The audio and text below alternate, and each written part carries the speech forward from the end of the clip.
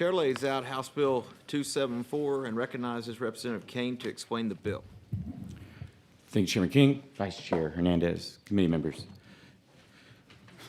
House Bill 274 is a simple bill. It seeks to establish the District of Austin as the official seat of Texas government, ensuring that the capital city remains accountable to the state that it represents. For years, staffers, constituents, and even our own family members visiting the capital have faced rising fears due to surging crime in Austin. The city's leadership has repeatedly made reckless decisions, defunding the police, refusing to prosecute violent criminals, and allowing businesses to go unchecked, lawlessness to go unchecked. These choices have placed not only the residents of Austin in danger, but also the thousands of Texans who travel here to conduct business in their government. From carjackings to open drug use just blocks from this very building, the failures of Austin city government have made it clear. The seat of Texas government should be run by the representatives of the people of Texas. House Bill 274 remedies this by creating the District of Austin, maintaining the city's charter and ordinances, but placing it under the direct legislative oversight.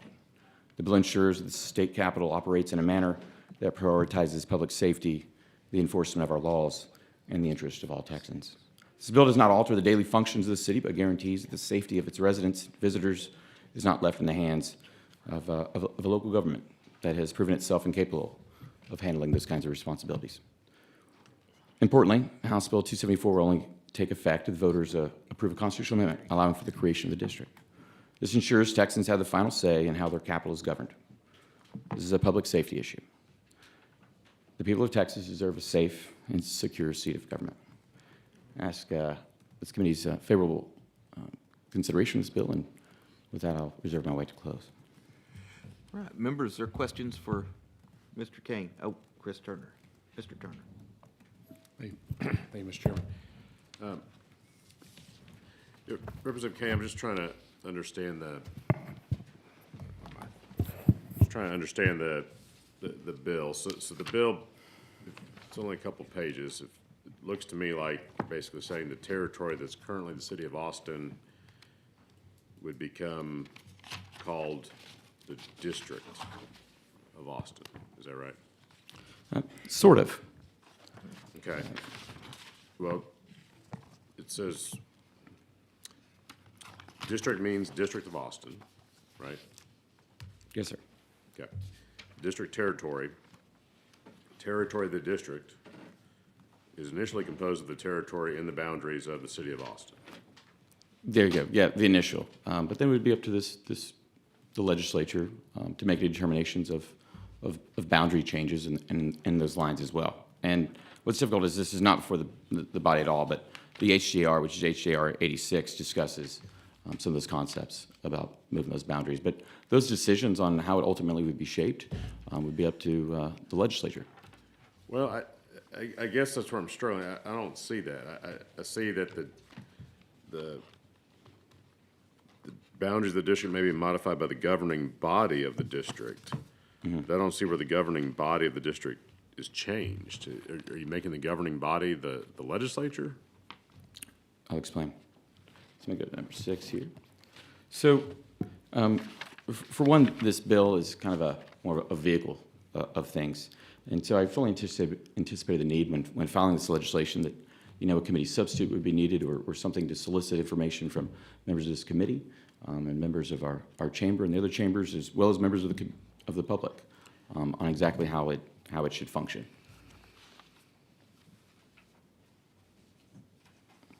Okay. All I see, correct me if I'm missing something, but on page 2 of the bill, section 2.005, there's a section called legislative oversight. The only thing I see with respect to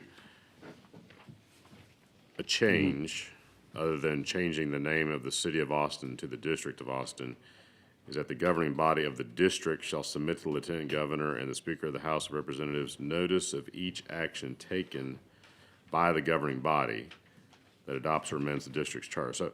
So that would imply that the city council is still the governing body. I guess it would be called a district council. Yeah, that's correct. The specifics of how the legislature will oversee the district's laws are for this body to decide.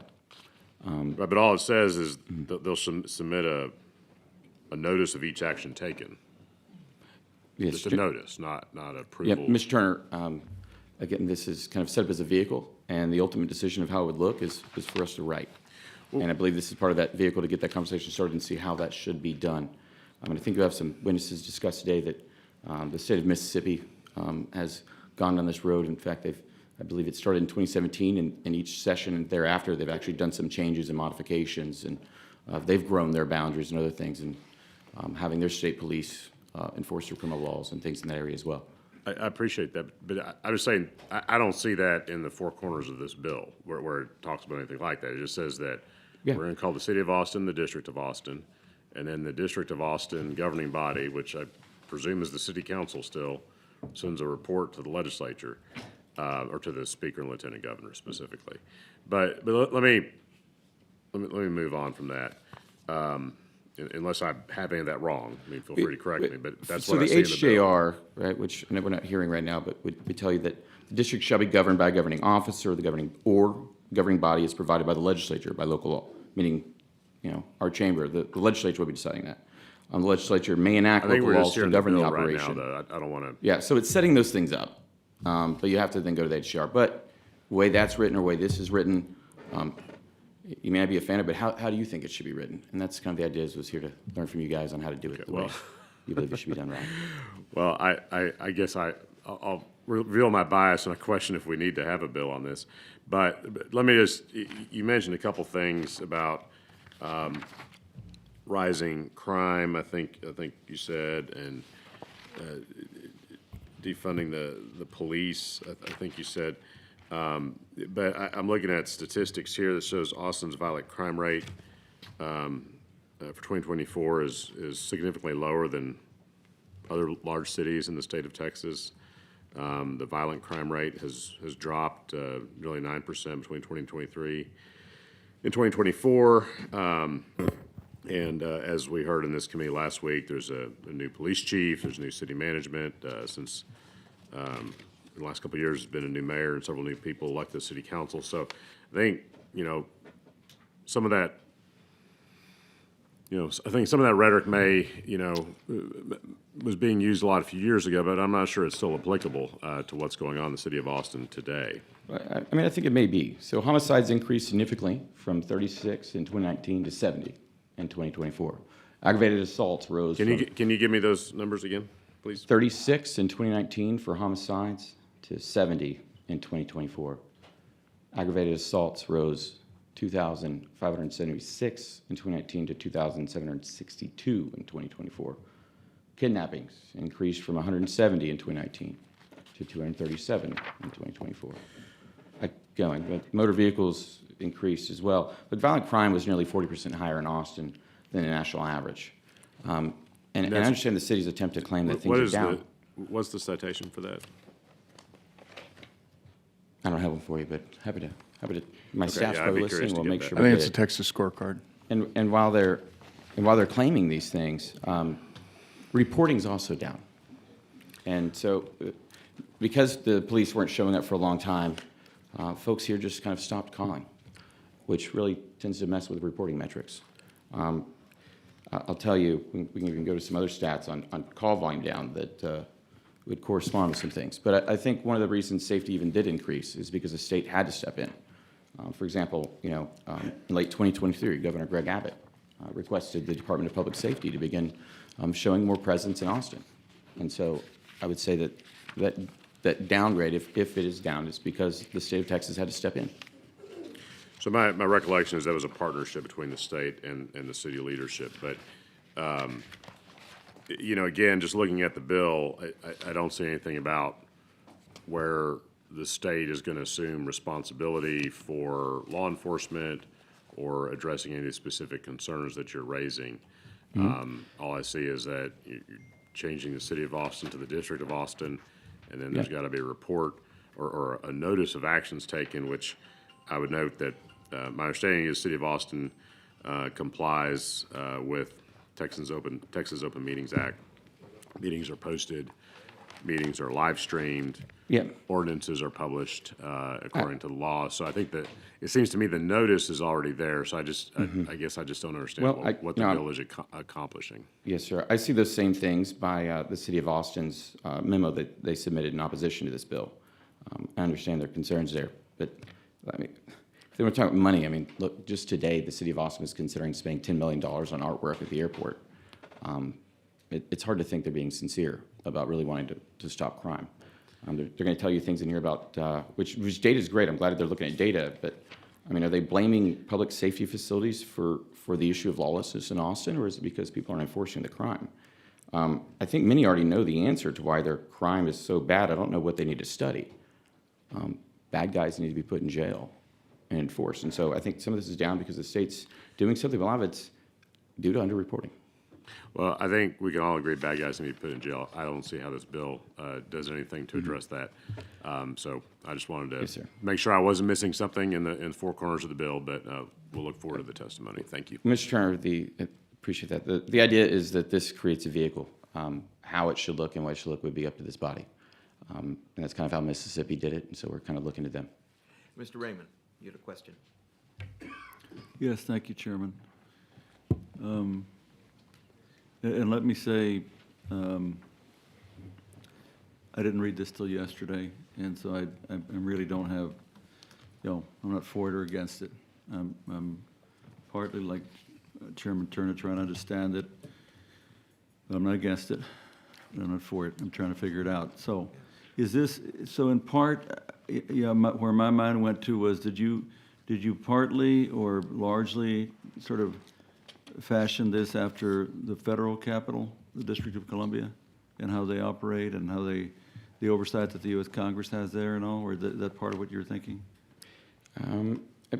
Conceptually, it is. While this proposal would create a capital district for the state, similar to that of the District of Columbia, it would not affect residents' representation by their state representative or state Well, senator. no, that part I didn't mean, Yeah. I apologize. I didn't mean to get into those waters, but in terms of the operation of the city.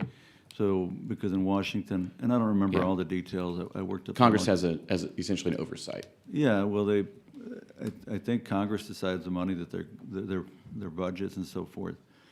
So I didn't know if you had studied that to sort of try to take from that and say, hey, I think we need to see if we can do that here.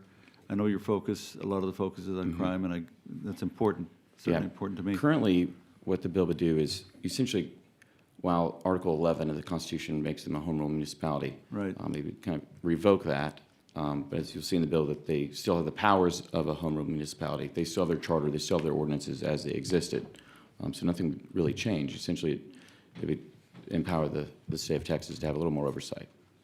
Yeah, so they have that in Congress, right? Congress has some oversight, significant, I think, over DC. And again, they approve their budget, as I recall. So, I want to, what's your vision of it? Let's say we could pass this. And I know, and I appreciate that you're willing to see if we can give you some input, right? But if you could pass this now, or do you want me to take a shot at what I think you're saying? I mean, No, the entire idea was that this was the creation of a vehicle, and I mean, it seems odd because it's such a very novel issue. We've really only had one other state struggle with this, and what they've done, though, is you create this vehicle. The rest of it's up for the legislature to decide how it's going to look, how we're going to deal with their debts, whether we're going to have to approve their budget. Those are all going to be up to that building. so you would expect choose. some of that, though, to be were we to move a bill forward, I'm guessing, I'm going to take a guess here, that you would like to see that maybe we get into some of those details like in a committee substitute, right? Or are you saying? That would be up to this, this body to decide. I know, I fully but- anticipated the need for changes.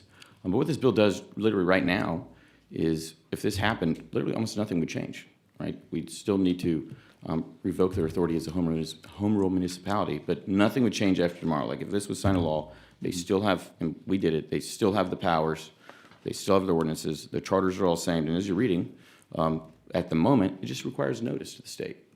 All those other things would be up for the legislature to decide on how it wants to handle those things. Okay, yeah. Well, I don't think it's that novel, but again, because I think we have the model in Washington, D.C. So, but maybe you haven't looked at that closely. I think it would be good for you and your staff to I think take it's a look at important, though, how that they're we have doing. voting members. How they, huh? So the DC folks, really, a lot of it's about that representation, right? They have non-voting members in Congress. No, I'm not talking about, And so- again, I'm not talking about that part. I'm talking about their function, their day-to-day operations, deciding what they're spending on on law enforcement in the District of Columbia, the police force and all that stuff, because you're talking a lot about that part, and that's important. So I think maybe you should take a look at that and see if you can glean Yes. some ideas from You got that. it. Because I don't think it's novel in the country. It might be at the state level. No other state has actually done this, is that right? Mississippi. Mississippi did it for Jackson, or what? Mississippi has a capital district for their capital. It slowly grew. It was at 1.10 square miles, and they grew it, I believe, either last year or the year before, Okay. to even be larger. Okay. Well then, and you looked at that? You've kind of taken a look at that? Yes, sir. All right. And so I think it's good for us to look and see, like, what are they doing in Jackson, Mississippi? No, thanks. Thank you. Thank you. Mr. Anchi. Quick question. Representative Kane, what part of Texas do you represent? I represent part of Harris County. Does it include Deer Park, Texas? It does. Looking at a website, I don't know, it analyzes crime data, but the crime data, and it prevents an overall crime grade on an A through F scale. What do you think the overall crime grade is for Deer Park, Texas, on an A through F scale? A B. C minus. Okay. How about property crime grade? But no idea. D plus. Okay. And how about other crime grade? A D. No clue. Tell me. C. Okay. All right. And so Austin is actually slightly better with a C, a C minus, and a C for the same categories. No D plus. Okay. Violent crime grade is actually a C rather than a C minus for Deer Park. Should we use the Mississippi example and do that or provide a special district to Deer Park, maybe Well, annex it to you know, Mississippi? Uniquely, Article 3, Section 58 of the Texas Constitution declares Austin as a seat of government and requires us to hold our sessions here. The city of Deer Park is not the capital seat. I know we're discussing crime data, but the purpose and initiative of this legislation. Well, you discussed crime data. You brought it up, right? The You discussion of it's discussed all these things that were Absolutely, those are wrong reasons, with. but the discussion's not like With the only Austin. reason is because of crime. We've consistently had issues with this city. I mean, many bills have been filed and gone to that floor, whether they've died or survived on the floor, is constantly having to regulate the city.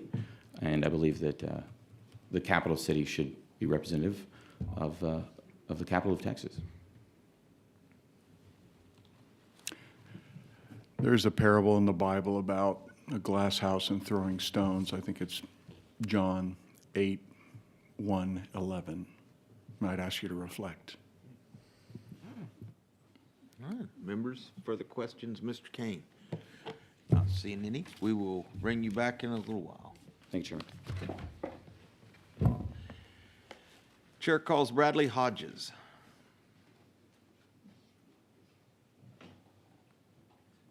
Bradley Hodges? Okay, we're going to show Bradley Hodges registered to testify on behalf of himself and for the bill, but not testifying. Chair calls Cyrus Reed. We're going to show Cyrus Reed as representing the Lone Star chapter of the Sierra Club and against the bill, not testifying.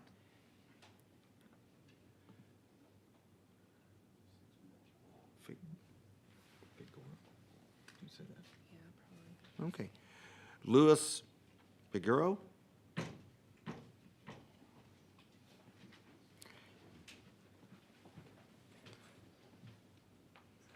We show you as Louis Figueroa, representing the group Every Texan. Yes, sir. And against the bill. Yes, sir. You have 3 minutes.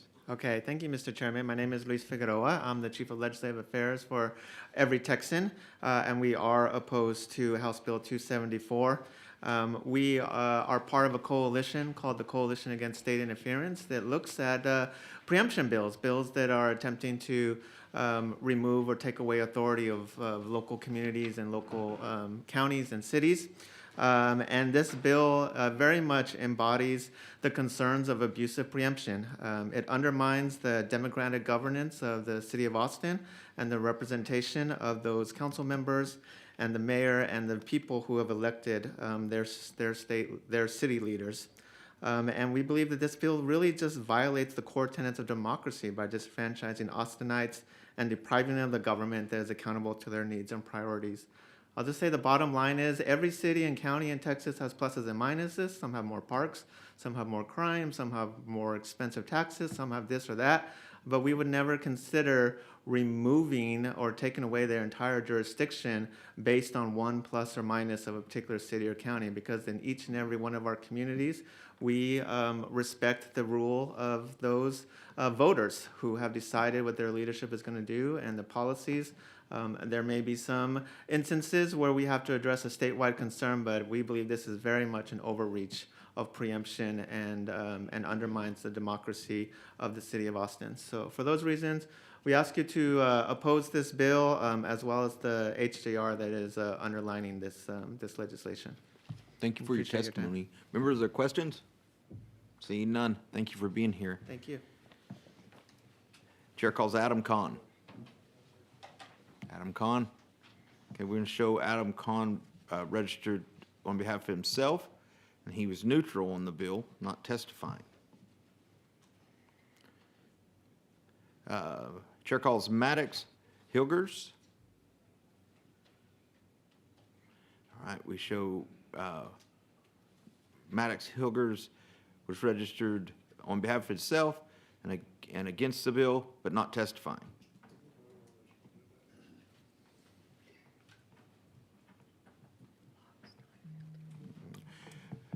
Chair calls Bryce Locke Stamfield.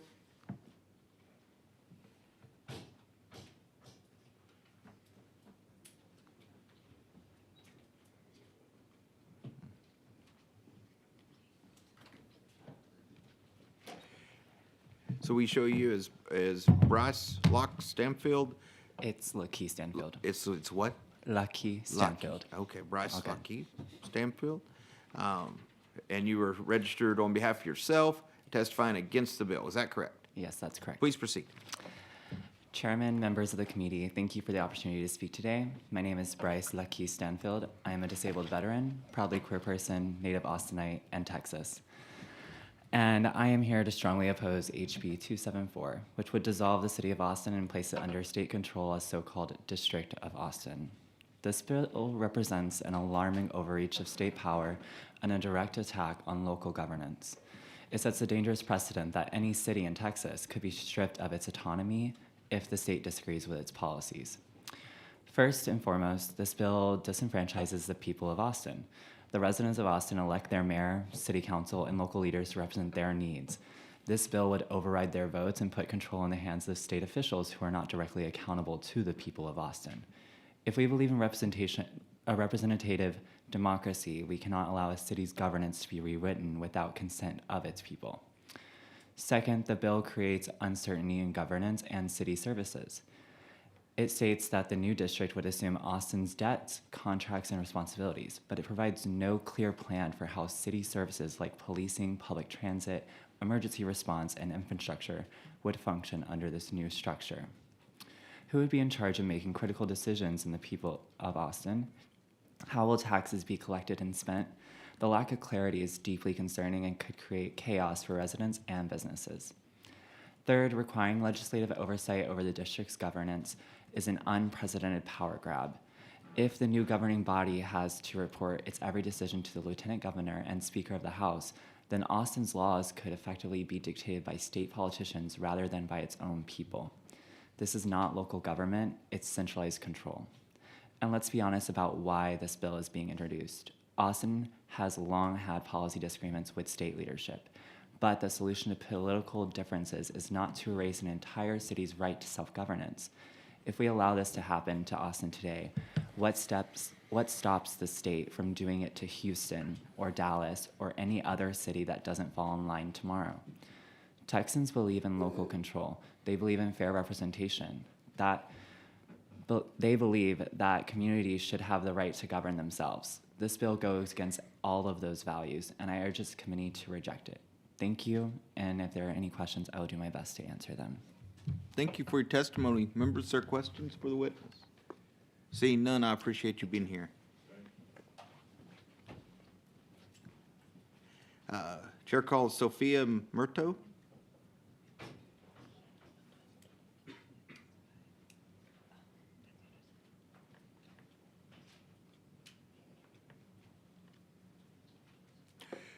Record shows you are Sophia Murto. Yes, You're registered to testify on behalf of yourself, and you're against the bill, I correct? am, yeah. Please proceed. Howdy, everybody. My name is Sophia. I'm here to testify that as an Austin native, born and raised, I am not interested in taxation without representation. I would like to start by saying that last year, Austin approved the 4th largest police budget in the state, even though we were only the 5th largest city. So no, we have not defunded the police. Austin just approved a $218 million 5-year contract with the APD, which includes pays raises of nearly 30% over 5 years, plus other stipends and payments to officers to try to increase our APD population. Austin has lower rates of both violent and property crime compared to Houston and Dallas, and in 2022, we were the safest big city in Texas with lower levels of property and violent crime compared to Houston, San Antonio, and Dallas. In 2022, our violent crime rate was 540 per 100,000, which is lower than the national average. As a resident, I'm not aware of the lawlessness that Mr. Kane is referring to. Districts are not popular. DC has been complaining about taxation without representation for years. Our founding fathers envisioned DC as an outpost of government with few eligible voters, but now it's a big city where residents pay taxes but don't self-govern. There are reasons why this trend has not caught on. People don't want it, and we don't need it. I'm a big believer in the Constitution. The Texas Constitution grants cities with over 5,000 inhabitants the power of local self-governance through the Home Rule Amendment in Article 6, Section 5, allowing us to adopt our own charters. Our beloved city was established in 1837, and we've been the proud seat of government for the state of Texas since 1839. Down the street at Treaty Oak, the founding father, Stephen F. Austin, negotiated with indigenous peoples. It's still standing on 5th and Lamar, and we do not want to give up the proud legacy of our city. In my lifetime, Austin has doubled its population. Our city managers and city council has done the Lord's work dealing with the population boom and getting us through multiple economic and housing crises. During COVID and multiple winter storms, city employees, staffers, and council members worked literally around the clock to make sure we had access to food, electricity, water, and health care. They are able to respond quickly to public safety issues, and I'm concerned that if we are not able to self-govern, our reps will not be able to respond efficiently to future public health and safety crises. The city moves significantly faster than the state and deals with comparatively granular issues. Our staffers answer the phone to our questions about utility bills, safety in our parks and roads, park opening times, and gets our neighbors economic, housing, and healthcare support. Our council offices field hundreds, sometimes thousands of constituent calls and emails every week. Requiring city management to get approval to do their job will slow the city down, and it's insulting to the taxpayers who have been investing in Austin and electing their local representatives for hundreds of years.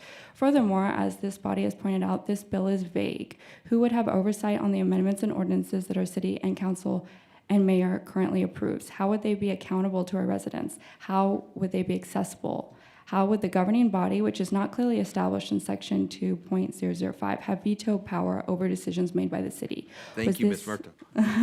I have more questions if you allow me to finish. No, ma'am, we have a 3-minute time limit, and we need to move on. Are there questions?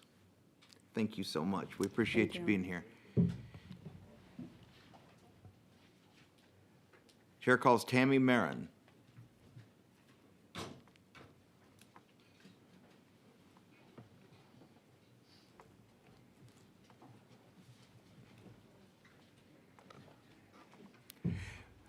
Good afternoon. Thank you for staying. So we show you as registered as Tammy Marin, registered to testify on behalf of yourself, and you are against the bill.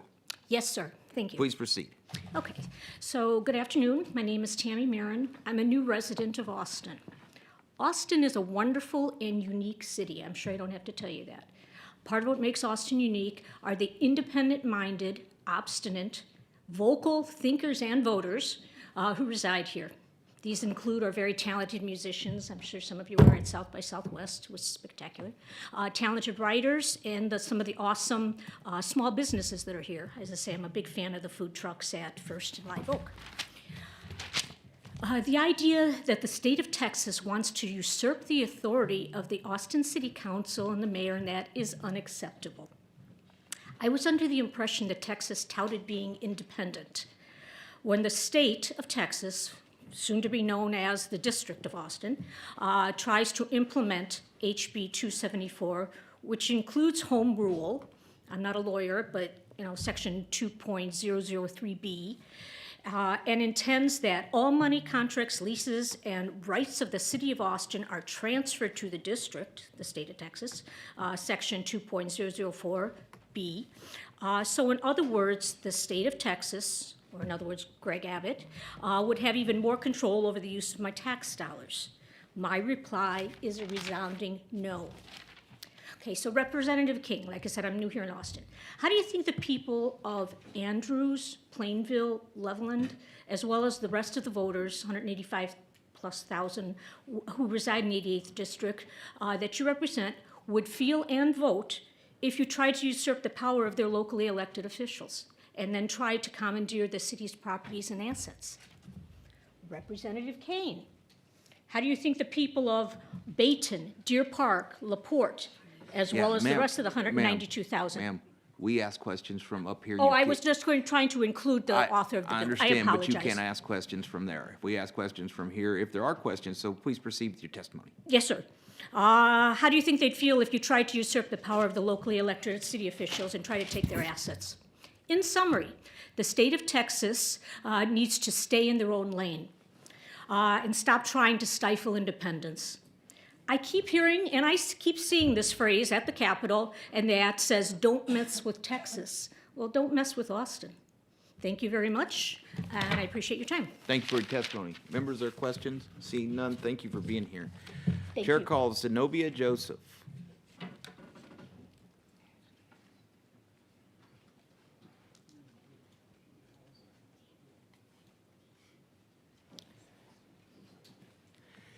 The record shows that you are Zenobia Joseph, and you're here to testify on behalf of yourself, and you are for this bill. Is that correct? That's correct, Mr. Chair. Please proceed. Thank you, Mr. Chair. Members, I'm Zenobia Joseph. Let me preface by saying Austin is the most economically segregated metro area. You can find that information in Texas Tribune 2015. As it relates to my comments, I'll make them in the context of Title VI of the Civil Rights Act of 1964, which prohibits discrimination based on race, color, or national origin.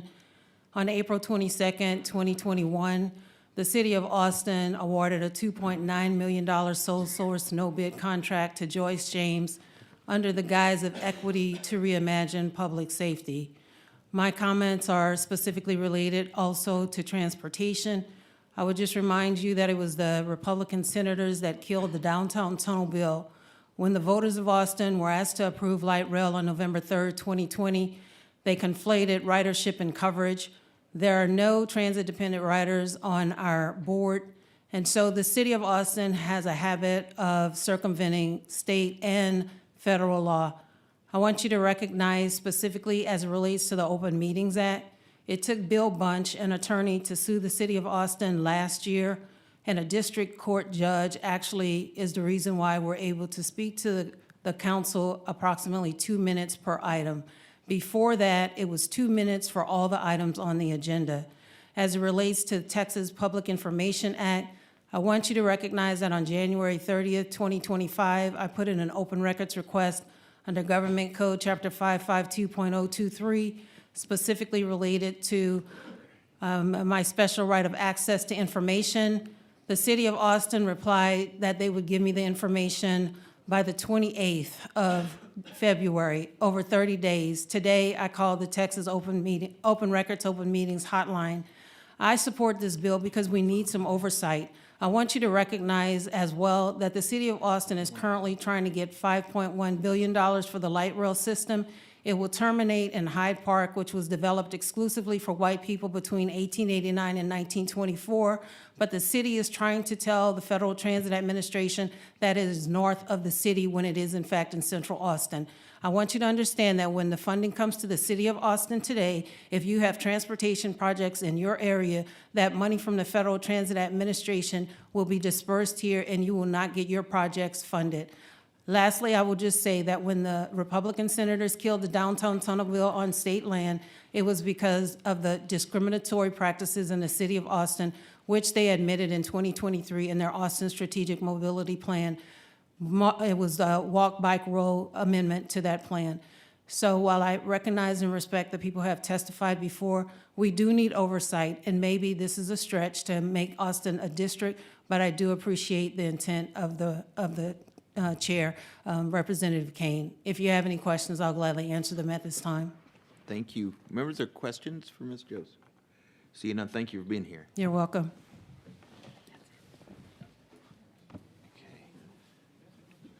All right. Is there anyone else who wishes to testify on, for, or against House Bill 274? Seeing none, Chair recognizes Representative Kane to close on House Bill 274.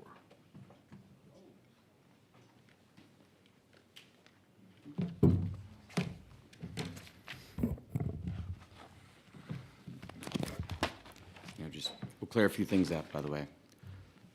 If this bill passed, it would be called the Capital District. Still have the same mayor, same city council, same state representatives, same governors, same senators. They still have their charter and ordinances and would continue to operate just as it is today, subject then to the legislature making other decisions. With that, though, I close. Okay. Members, are questions for Representative Kane? Seeing none, thank you.